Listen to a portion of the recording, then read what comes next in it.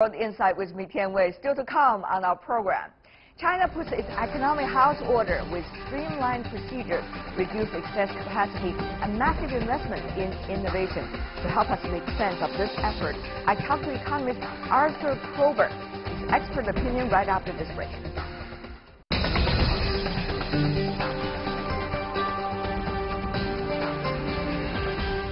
You're watching World Insight with me, Tian Wei. Our program coming to you Monday to Friday on CGTN. China has become the world's second largest economy with a 9.5% annual growth rate for 4 decades. That breakneck growth is no longer the priority. China has set a lower growth rate target and is seeking a healthier economic structure, which includes more sustainable development and high-value added manufacturing.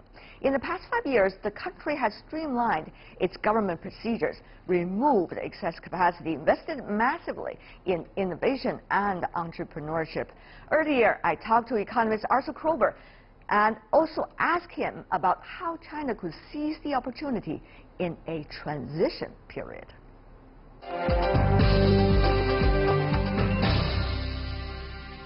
Arthur Kroeber, welcome to World Insight. I'm glad to be here. Thank you. Good to have you. One of the things people talk about innovation is the digitization that the world has been going through right now. China, Arthur, in an interesting way, has already gone through this customer-oriented digitization. But now it's moving to the industry. But that's a big question mark, Arthur.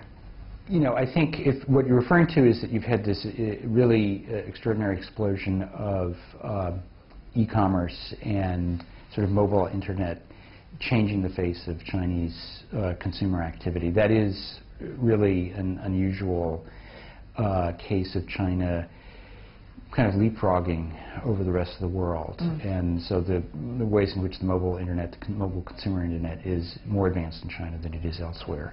In industry, I think what you're dealing with is the fact that there is a large installed base of traditional manufacturing that has been built up over 30 years. Right.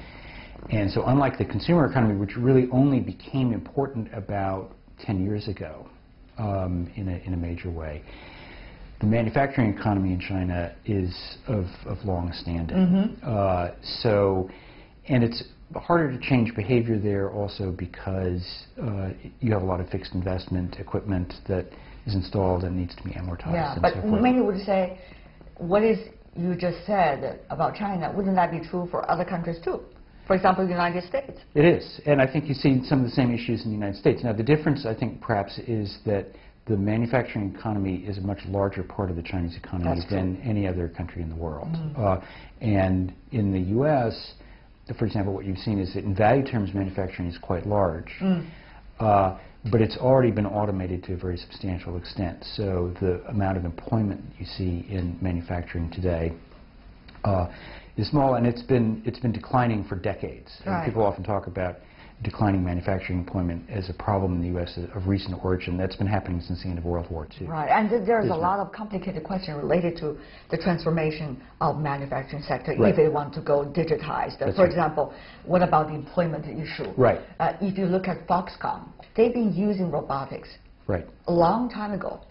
Because of the cost of labor and also because of the social issues that's related to a massive operation of manufacturing. So will that case study be an interesting one for the other Chinese counterparts?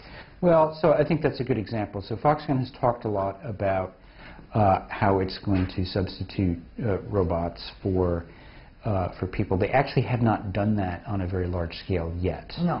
So they're still employing many hundreds of thousands of people in China, and they've made some substitutions here and there, but for the most part they're still, right now, very labor intensive. And I think they're trying to walk a tightrope between not having so much disruption to traditional labor-intensive manufacturing that they create some kind of social problem. But on the other hand, still embracing new technologies, because I think there is a recognition that this is the way of the future. You have to go there.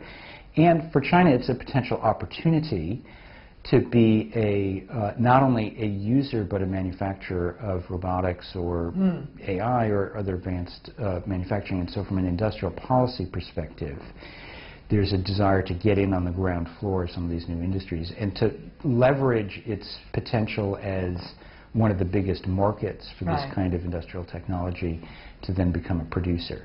So I think both of those things are going on, and I think the government clearly wants to take advantage of the possibilities. But you know, Arthur, one of the things is that when the transformation is taking place, how much will the energy being created by this transformation able to contribute to the real GDP and the real economy? That's what we're talking about here today. So what exactly is your estimate or prediction about that process, the time that is likely to consume, and also its contribution to the GDP? You know, if you think about how long it basically took 30 years of very hard work to get China to the point where it is today. That's right. Right?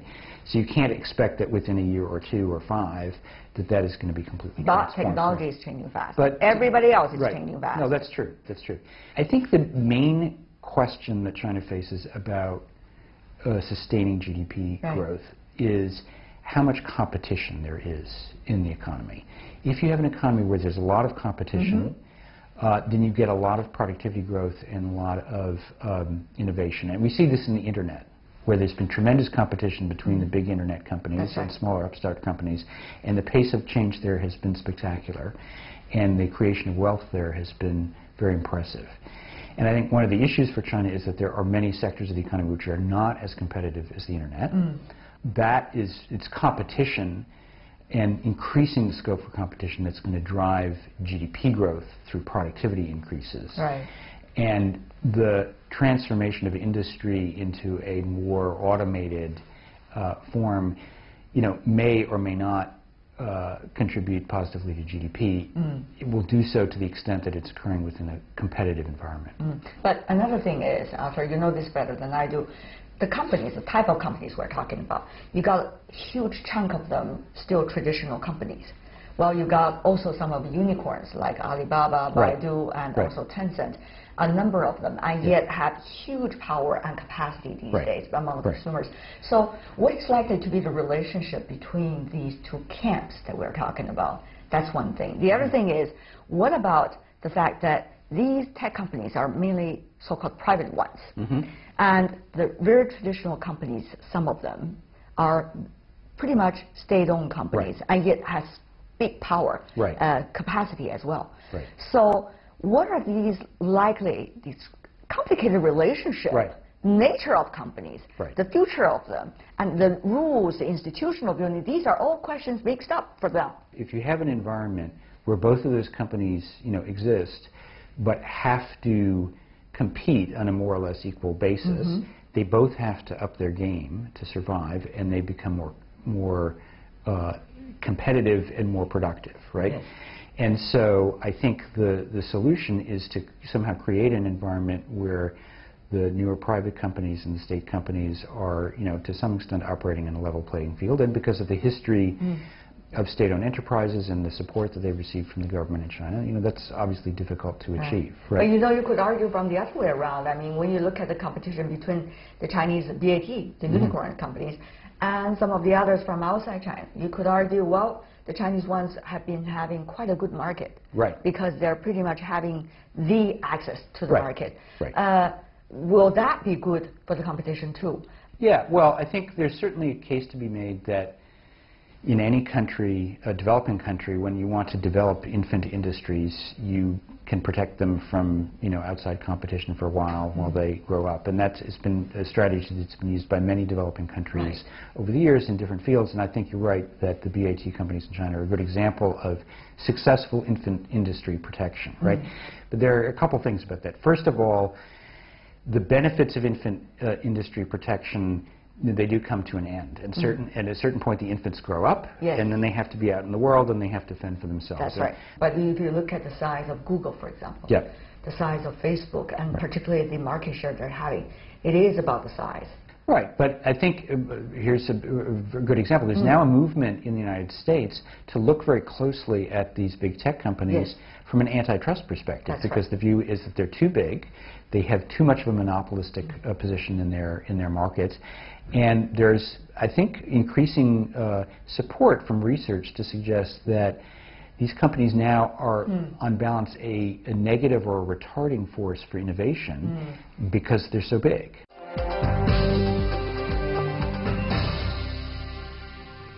there is some argue, particularly in Chinese businesses, that there's a gap between what the rest of the world think about China and really what is the capacity of Chinese companies and the desire and the vision of these companies. So that's why you see Alibaba, when it's trying to promote its businesses even in Southeast Asia, it has to make very ardent efforts in order to achieve that goal. But some would argue for companies like in the United States to do that probably could be much easier than a company originally growing up in China. What do you make of that phenomenon? Is it fair? Chinese companies, whether in the internet or in other industries, succeed in China because they know the local system very well. And that's fine. But then when you go out and you're in other countries, you're the same as anyone else. You don't have that advantage of knowing the local system, and that's not fair or unfair. That's just the way it is. And you have a lot of learning curve to do. And you just have to deal with it, right? Yes, and I think that's a big challenge for a lot of Chinese companies, simply because the domestic market here is so large that you can grow very fast for a very long period of time, do very well, and you develop a whole set of practices that are adapted to that environment.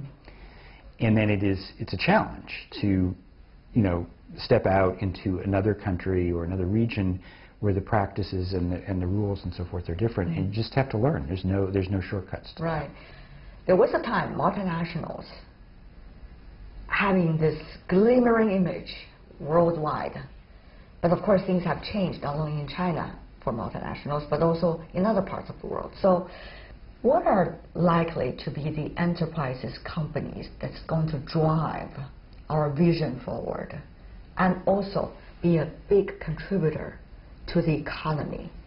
Well, that is the kind of prediction that I'm always reluctant to make, partly because I just don't like to make predictions. But I think also, if you look at the history, if you'd asked that question 15 years ago, right, what is the chance that anyone could have answered that question accurately? The answer is almost zero. Because most of the companies that do what you described barely existed 15 years ago, or were in a very sort of early stage of development. Right. I mean, Google was founded in 1998. It was still very uncertain in 2002 whether they had a business model. But some people got it right. Right. Some people got it right. Right. But it was, so I think that given the rapidity of technological change right now, I think that's one of the problems, is that we sit here and say, okay, in 2030 or 2035, what are going to be the big companies that are driving things? It's quite possible that some of those companies either don't exist now or are in such an early stage that we don't really have them on our radar. Let me put it in the other way. What would that mean for businesses when you have such a dramatic change of technologies, that you have so many options that you can jump on, and yet you never know which is going to work? I think what we can do is talk a little bit about which sectors or which industries are going to be the most important ones, right? So I'm actually a little bit of a skeptic at the moment of things like artificial intelligence on that kind of time frame, because from what I see, although there's a lot of talk about that, the real impacts of that are probably 20 to 30 years away at least, if you're talking really about AI, right? So I think that's something that gets hyped a little bit more than is justified right at the moment. What other areas? I think the key things that I think you have to look at are technologies that will change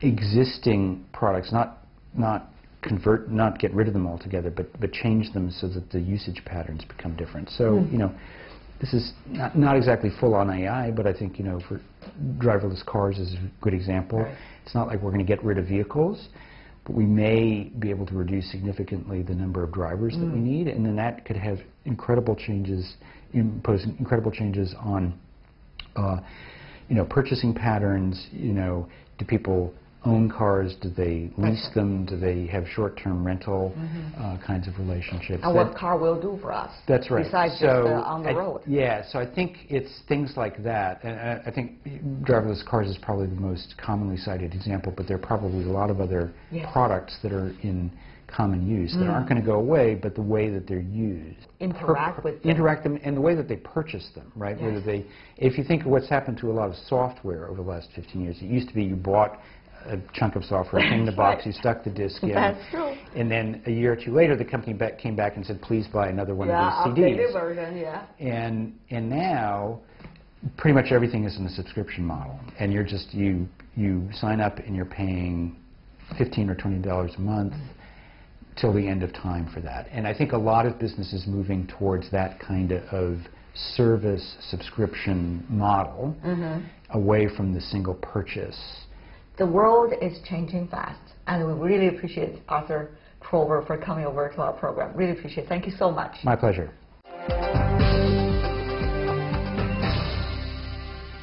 And that is a conversation about China's economy. Of course, more discussions about that are likely to take place in the Boao Forum coming up right after this weekend. And I'll see you there from Boao. That is all the time we have for today. If you'd like to see more, try to find us World Insight CGTN into your search engine, or check out our YouTube channel. Follow us on Twitter, Facebook, and Sina Weibo. From me, Tian Wei, and everyone on the World Insight team, thanks for watching. And tune in again next time for insights across China and around the world.